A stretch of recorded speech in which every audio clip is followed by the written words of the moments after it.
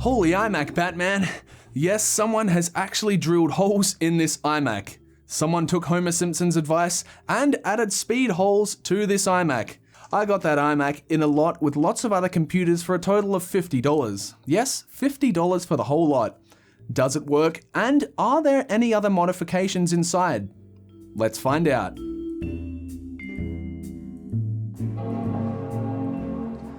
From the outside, this appears to be a 2005 17-inch G5 iMac. Powering it up reveals that it does appear to actually work. Installed is a version of macOS 10.5 Leopard as well as 2GB of maxed out RAM.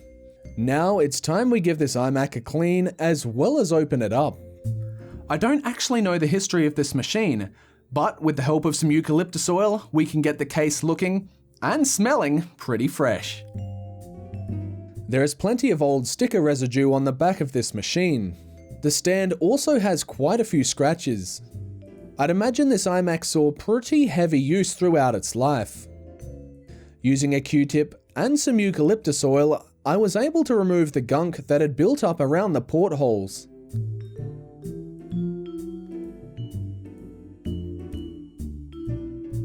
I'm fairly certain that this iMac had spent a lot of time in storage as a lot of debris had built up on it. Using a microfiber lens wipe and fluid, I gently cleaned the display surface.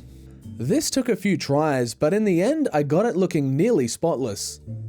Overall, the outer casing looks a whole lot better. So let's lie the iMac on its face and see what it looks like inside.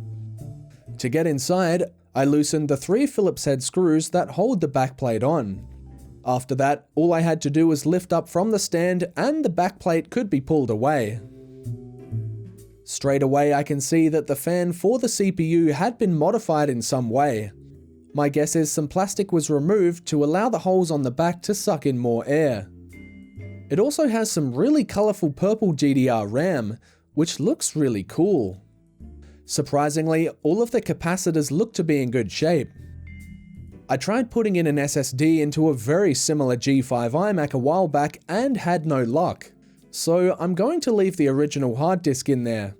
Also, redoing the thermal paste on these machines is a very lengthy process that requires extensive disassembly, so I'm just going to leave it how it is. Internally, the iMac is also surprisingly clean, so a light dust out is all I gave it. Back in the day, it wasn't actually that uncommon to see people drilling holes into their iMac G5s to try and improve thermal performance. In this case, it is definitely not helping the aesthetics of this computer. It also turns out that it did basically nothing to improve the thermal performance either. In fact, the guy that made modifications to this very Mac by chance happened to actually be a fan of mine and contacted me via email after seeing a post I made about this on Twitter. He said it was an attempt to cool the system down as it was running extremely hot and loud while being used for music production, which ultimately led him to sell the iMac and purchase a G5 tower instead. He said the drill bit broke halfway through and that's why the bottom section of holes are really wonky. He also says the iMac was originally purchased off of Gumtree and likely originated from a school. While it may look quite small and compact, this is a heavy slab of iMac weighing in at 9.2 kilograms or 20.2 pounds.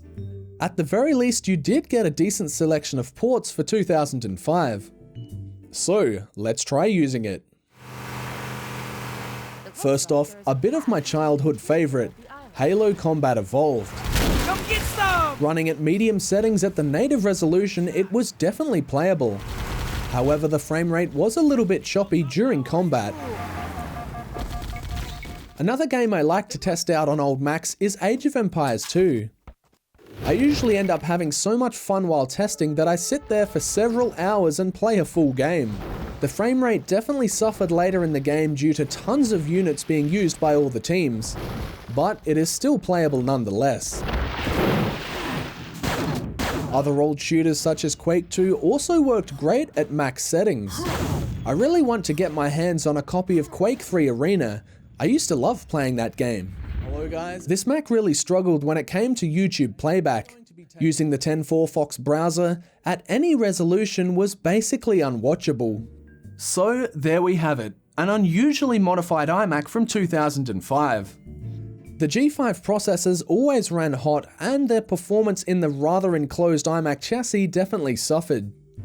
As a result, this led to people adding extra fans and, in this case, drilling several holes in the back of the system. Thank you very much for watching this video.